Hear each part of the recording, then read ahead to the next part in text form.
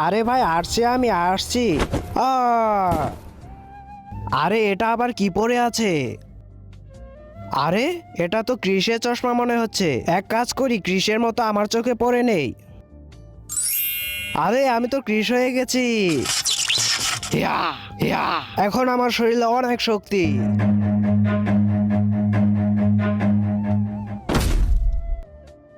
এখন আমি সবাইকে ক্রিসের মতো উপকার করব।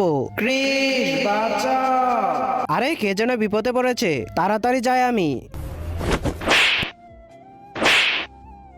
বাঁচাও!